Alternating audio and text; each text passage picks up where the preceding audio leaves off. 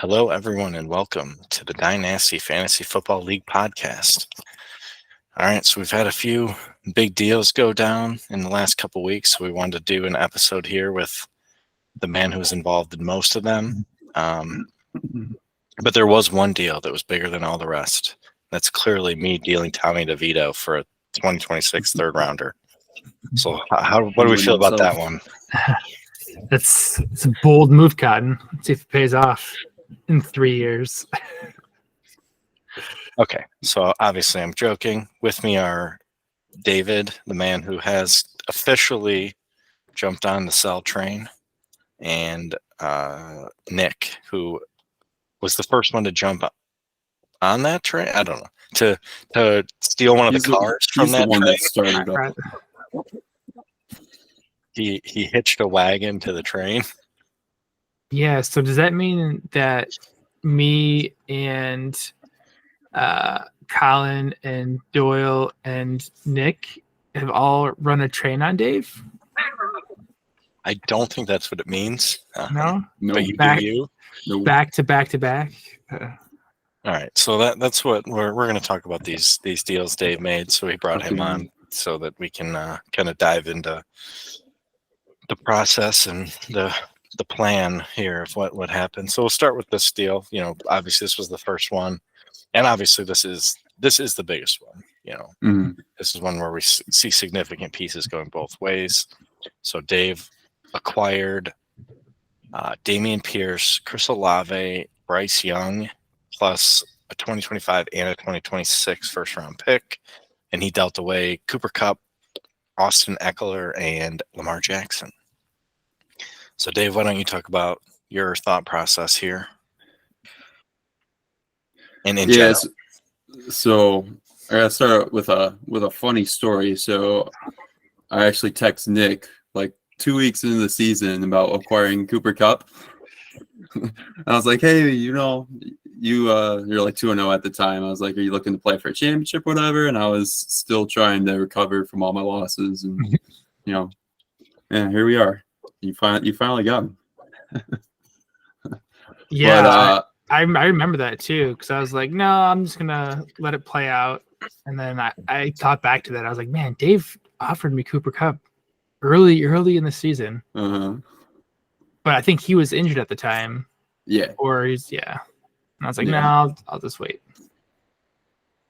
And I think I was trying to think of who I would have asked you for if it would. I don't think I would have asked for Olave. I think you had another person that was injured at the time, but he was coming back. And so I thought we could do like a swap there, but That sounds like a Jameson Williams. Yeah, I think he was the only person I had. maybe Yeah.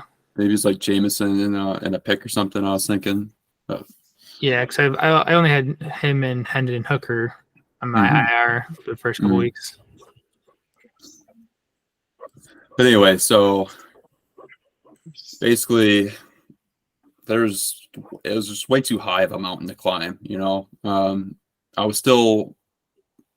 needed wins before this trade, but then that loss to Dennis just absolutely just wrecked everything. Like, not only did I need to win out, but I would have had to score 40 plus points than the 7th place player in order to move up in the standing. So it's just like, yeah, it's a big hurdle to climb. Big hurdle to climb. So yeah, so once I kind of saw him lose to Dennis, I kind of figured that was the last straw. And I know I've individually sent trade requests for Cooper Kupp and Austin Eckler and Lamar Jackson over the past couple of weeks, just kind of like putting in those little tidbits in there. Nick was low key getting angry that I kept acquiring other people. No. I mean, Dave, let's be real here. I've been talking about your demise since June on this podcast. I have not been rooting for it. I've just been discussing it, and saying that it's probably going to happen. Yeah. I was not willing to swallow the pill. Yeah. And then Dennis made me. But yeah, I already dealt my 24 first to Jesse for CeeDee Lamb. So I my asset wise, I knew I didn't have enough assets to acquire all three of them just by draft picks. So I knew I had to put people in there. Mm. And that's, I think I ended up, I ended up going with Bryce. To know you at the time had Thielen on your team, and I thought you could maybe pair them together. Olave was a tough pill to swallow. I think in the long run, he's definitely going to be better than Cooper Kupp, for the next couple of years. But I wanted to at least get something more this year where Olave's not really performing as well most weeks. And then I gave you the choice. I was like, Dave, do you want Jameson Williams, Damian Pierce, or a 2024 second? And then he took Pierce. So left it up to you. I'm happy with how it ended up. Led to a win against Colin. Yeah. You play him this week? So I played him last week. Oh, you beat him last week. Okay. That's right. It was like what, 4 or 5 points, right? It's like 145 to 140. No, I won by like 20. Oh, was it 20? Oh, yeah. Did he? He must. I think he had a couple of people on by. That's right. A win is a win. So speaking of Colin, he did text me shortly after this trade, and his basic message was, "This was what he feared. All he did. He was like." Even though he did not want Dave to lose, he wanted Dave to keep winning to stay in contention, because he knew if he fell too far, he was worried about somebody making this kind of move where they acquired 3 huge assets for this year from Dave's team. Lamar, Eckler, and Kupp should all perform as top tier players for the rest of this season at a minimum. So that was one thing he was really worried that Nick made the deal, and now he's kind of in that top tier, I think. And you get a lot younger at all the positions. You've got to hope Bryce Young can figure things out and turn it around. He has not looked great, but there's still time. I mean, Trevor Lawrence sucked. He hasn't thrown an interception in 2 weeks, so looking a little better. Yeah, baby steps, right? Baby steps. Yeah. So, any other general comments from you guys on this deal before we move to the next one? No, I was happy with it. I think hopefully Stafford does come back soon, because I feel like Kupp is just dead without him. Yeah, that's definitely something that you'll need. All right, so next deal that went down, of course, Colin had to get in on the action. And Colin's been trying to trade for a tight end for a while. He's been hitting me up. He had Darren Waller, and he feels like it was the weakest spot on his team. Here's one where Dave probably picked the right time to sell Dallas Goedert, considering he broke his arm 2 days later or something. Yeah. So he picks up basically a future second for Goddard.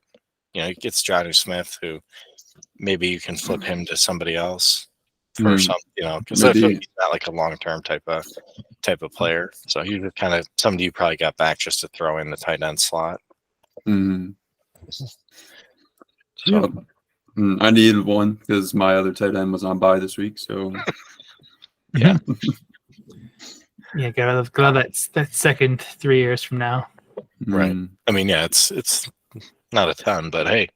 Yeah, I mean, it kind of falls in line with my plan going forward now. Like, I'm kind of looking at the 2025, 2026 to really start the rebuild. So that definitely makes sense. And I think, from Colin's perspective, it's a definitely good trade to upgrade, like you said, his weakest position, or what he felt it was his weakest position. Yeah. I mean, horrible outcome for him.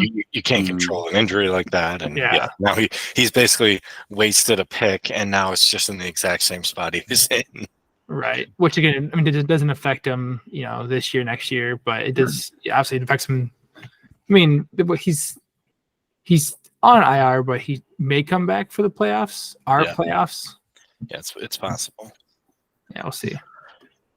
All right, so moving to the next one here. And so I did kind of before we started here, I said if I were a contending team, this is the deal I would be looking to make right here. If I were a contender, I give away kind of a decent receiver asset. Who knows what Jaden? I mean, he's looked all right, So, but I don't think you're losing anything. He's to me the upside of him is like he's a solid like wide receiver 3 on your fantasy team. So like to me, that's not like huge upside to give up. You give up a future second, and you get 2 guys that are like putting up top 10 numbers at their positions right now. And so it's kind of for me, it's like minimal risk for like higher upside if you're really trying to win this year. Which, despite the fact that he's in 7th right now, I do think Doyle has a really strong team, and this kind of even makes it even stronger. Yeah, definitely. I know when me and Dave were making our deal, we talked about Thielen and Mostert, and like you said, they're putting up numbers, and Thielen's just been, I mean, he's sneaky.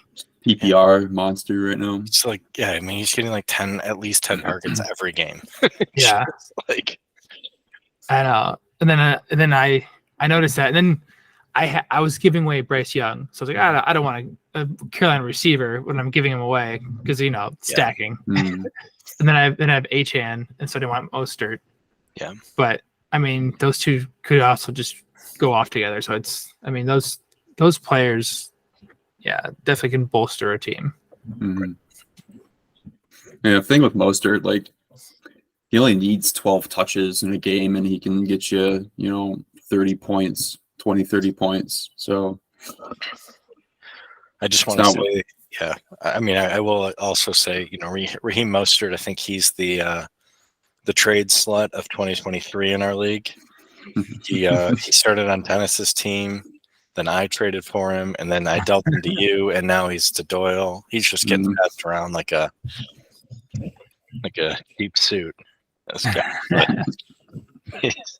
He's been this is his 4th different team this season. So yeah, Zab, you, Dave, that's funny. I mean, he's 31. He's been around the block. Yeah.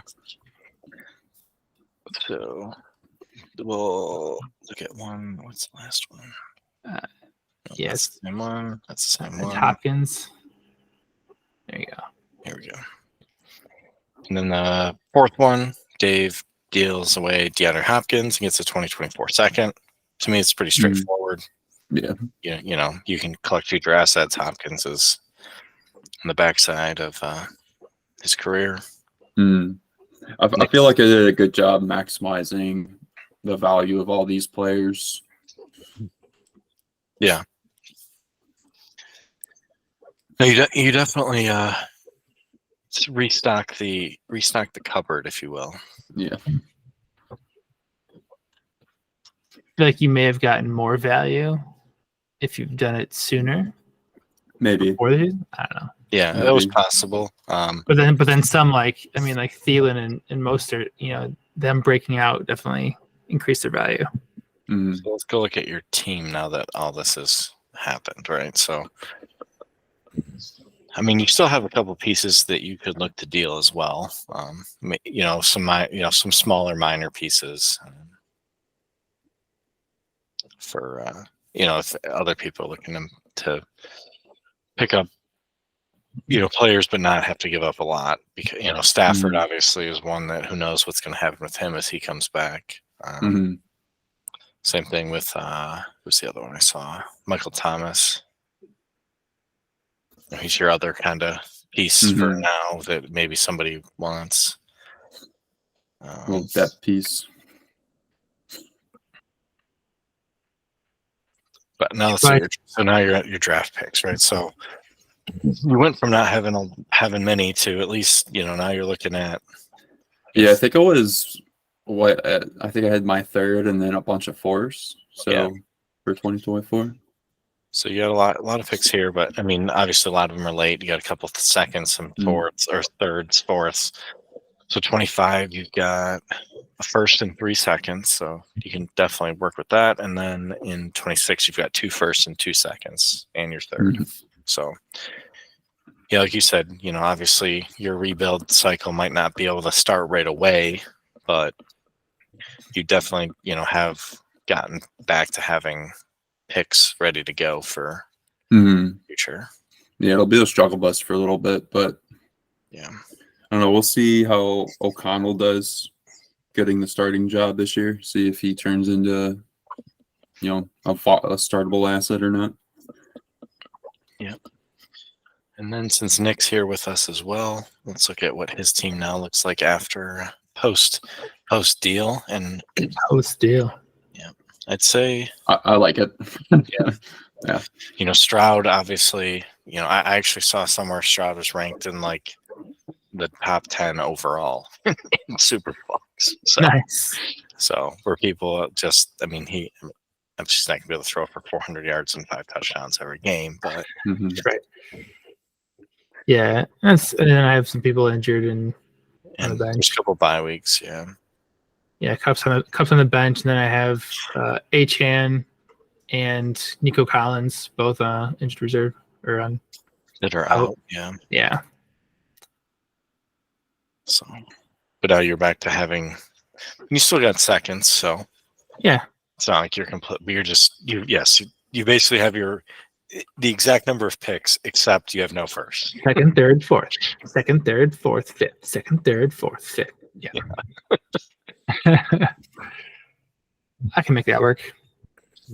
But yeah, now I definitely think you definitely took yourself from being like, we'll get in the playoffs and see what happens to like, nope, you're definitely one of the guys in the top group of contenders. So now if people are keeping score, the East Siders over here have felt they haven't represented well. So I'd say the East Siders this year have their best shot at bringing it, taking it down. We're all rooting for you, Nick.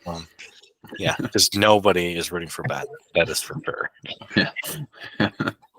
And so what I said, Colin was like, "This is what I was worried about." What he was most worried about This is Ben. was Dave doing what he did with Nick with Ben, and I'm like, Colin, you don't have to worry about that. Dave is No. there is no way he's just gonna dump his whole team to Ben. It's just not gonna happen. If Ben would know how to offer a fair trade, maybe. Yeah, then maybe. Yeah. So let's look at. I guess we can look at this week's matchup preview. Sort of. We've seen a little bit. Let's see if we have any obvious. Colin versus Dennis. That's a Colin. Trying to see. Although Dave, you're projected to. Oh, you're playing Matt. What the heck is Matt's team? It's projected. He hasn't set his lineup this week. I was like, how is he only projected like 50 Yeah. points? But Well, and Dave has Pierce playing, who's out as well. okay, yeah. Yeah, Matt has not set his lineup. And Matt has like an empty spot and Hunter Renfro and okay. Yeah, and then Goff on the Rashee bench. Rice and oh yeah, he'll just have to settle in. Okay, so it's hard to tell there. But yeah, Andy should be Jesse, although nobody can talk because I lost to Jesse last week somehow, some way, by 2 points. His team is sneaky. It puts up points in random weeks. Yeah, it can like randomly put up 100 points. Yeah, Josh Dobbs and Jordan Addison. yeah. If Dotson ever scores, Oh, yeah, I remember I was so mad that he beat me because it was all his stupid tight ends. He played 2 tight Kate ends, Otten, yeah. Jake Ferguson and Kate Otten, and they combined for like 40 points. It's like, cool.